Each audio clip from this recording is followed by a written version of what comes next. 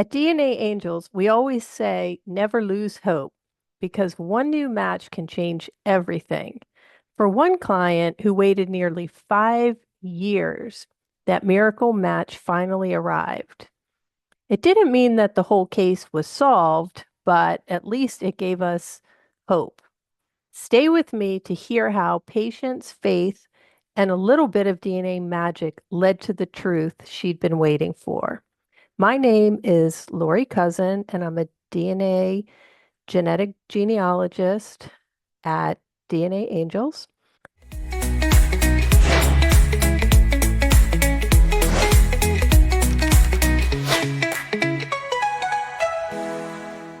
And the story I have for you today is a story about Leanne. All the names have been changed, obviously. So, Leanne was raised by loving parents in a loving home, never thought anything about her identity or her biological truth. It wasn't until she was 49 years old that she learned the truth. It was then that she found out that the woman who had raised her was not her biological mother. How could that be? Well, her mother was about to have surgery and she had to complete forms for the doctor. There was a question on the forms that asked if she was ever pregnant or gave birth, and she answered no. And since she's in her 80s, Leanne always checked her paperwork and obviously, had questions like, what are you talking about? I'm your daughter. And it wasn't until that moment that Leanne found out that she was in fact adopted. So Leanne took a DNA test and came to DNAngels, and she did not recognize anybody on her maternal side or her paternal side. So that pretty much confirmed it that she was in fact adopted and that neither of her parents that she knew were her biological parents. So with the DNA, her DNA was not great.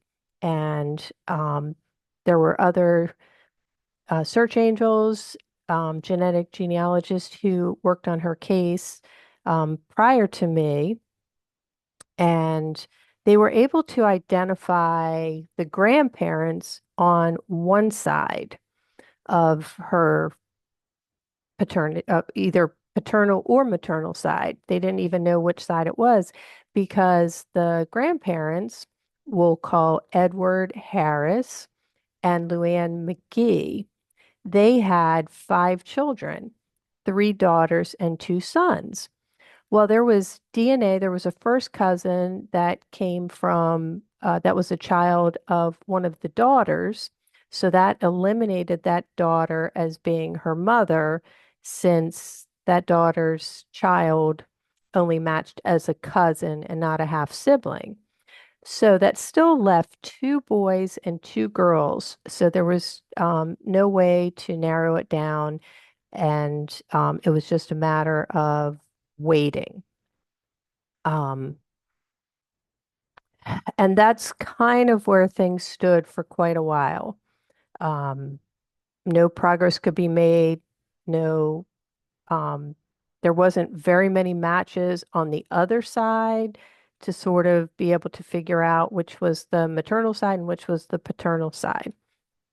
So that's where it stood. Well, at some point, Leanne contacted us again and she said, "Hey, I just got a new high match." And it turns out that this new match was actually a half sibling. And she contacted this half sibling, who we'll call Eliza. And Eliza um, told her that she knew who her mother was. So that meant that they had to share a father because they both, because um, Eliza's mother didn't correspond with any of the DNA that we had. And and so that was good. So now we knew that Edward Harris and Luann McGee, the grandparents on that one side, actually went with the biological mother, with the birth mother. So, another thing that Luann was able to learn from Eliza was that um, her her mother had told her that her real father was a man who we'll call Andrew Thompson. So, Andrew Thompson. Okay, well, that is great to know. It didn't ring any bells initially, but let's put that information aside and let's work on the birth mother. And now, since we definitely have the DNA that goes back to two women, let's look at that. So, okay, so Leanne, the client, was born in 1968. One of the women, who we'll call Laurel, was born in 1943, so she would have been 25 years old. Now, she already had a few children by 1968, so it didn't seem likely that she would have a child and place that child into adoption while raising other children. But there are some scenarios that would, could make this possible. For example, maybe she was separated or going through a divorce and found out that she was pregnant and decided that she couldn't raise another child on her own. Or what if she had an affair and her husband found out and said that he didn't want to raise another man's child? So her only option was to place that child into adoption. So, um, so that is possible, but to me, it seemed more likely that it was maybe the other woman, her sister. So her sister, on the other hand, who we'll call Jessica, she was born in 1953. So Jessica would have been a teen when she became pregnant. And now that already sounds more like a likely scenario for placing a child into adoption. And I didn't know very much about Jessica, whether she had other children, but she was still living, whereas Laurel had passed away. But at on this, at the same time, maybe Laurel's children would remember her being pregnant since she already had a few children before placing this baby up for adoption. So, so Jessica's living, so maybe she can contact Jessica. So we created a letter and we sent the letter to Jessica, or I should say, Luann sent the letter to Jessica. I just helped her um, create the letter. And sure enough, Jessica responded. That was exciting right then and there because so many times we reach out in messages or by sending letters and the people never respond. So it's always very exciting whenever somebody responds. Well, Jessica denied being Luann's mother. She said that she was 10 years younger than her sister Laurel and she didn't remember her sister Laurel being pregnant, but at the same time, she didn't deny that Laurel gave birth to her. So maybe she did know something. And she did agree to reach out to Laurel's children. So so that's great. So then Leanne got a call from Jessica again, and they put together a five-way call with three of Laurel's children. Now, they didn't remember their mother being pregnant, but they were young. So, I mean, that's understandable. But one of the daughters did say that she remembered Andrew Thompson and said he dated their mother a while back. So, seeming more and more likely that Laurel was the biological mother, and Jessica was not a teen who became pregnant. So that's great. So let me step to the side now and talk a little bit about Andrew Thompson. So it was great having a name but I couldn't find any DNA matches leading to Thompson's. Now, the paternal matches, now we know they're paternal matches, they were low, and the ones that we had all seemed to go to people who we'll call the Prices. So it took a while, but I did a little bit of reverse engineering. I took Andrew Thompson and built him back, and I found that his mother, who we'll call Belinda Crenshaw. Now, in researching her, I found that Crenshaw ended up being the name of her stepfather, which is the name that she took. But in reality, her birth name was Belinda Price, not Crenshaw. And so, knowing that, I was able to connect all of the DNA on the paternal side back to Andrew Thompson. So, it was in fact Andrew Thompson who was her biological father. And sadly, he had passed away, but he does have children who Luann has been reaching out to.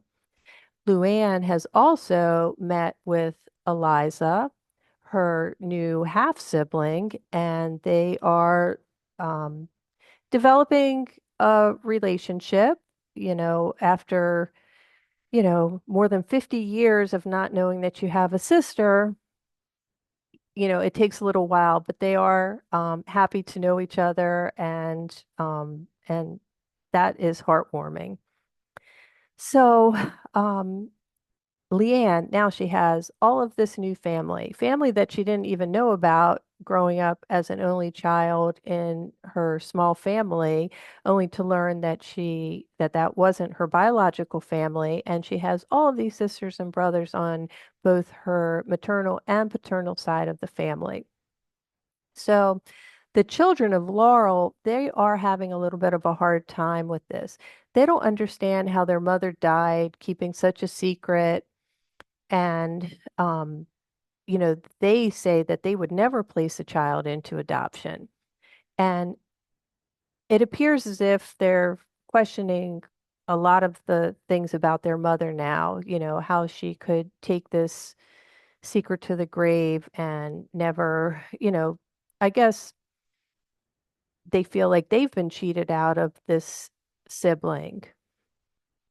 At the same time, Leanne is also questioning the actions of her mother who raised her and only found out, at the ripe old age of 49 that she wasn't her biological daughter.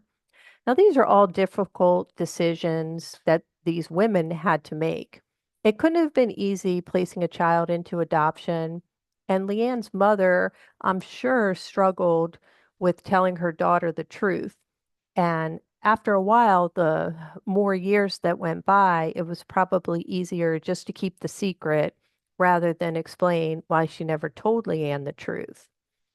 In my opinion, one thing is perfectly clear. No matter how difficult it is to hear, it's always better to tell the truth than to lie or keep secrets. Once the truth comes out, there'll always be questions that these people who are now searching for their biological truth need to hear. And when the people are no longer around to provide those questions, there can't be any healing. Or if there is, it takes a lot longer than if they had just been told the truth. And so that is Leanne's story. Um, she is slowly but surely uh, learning about her family and developing relationships with these people. And while she's sad that neither of her biological parents are around for her to meet or talk to, just knowing the truth is the beginning of the healing process for her. And so I would like to show her support, to leave a comment in the comment section, just telling us that you support Leanne and her journey. And if you would, leave a purple heart in the comment section to show your love for her and your support for her. And if you or anybody you know is also finding a biological mystery, please reach out to DNA Angels where we can help you. No matter how long it takes, the truth will come out at some point, and we're just so thankful that Eliza was willing to reach out to Leanne and that Jessica and all of the children of uh, of Laurel were willing to reach out to her. So thank you for listening, and until next time, take care.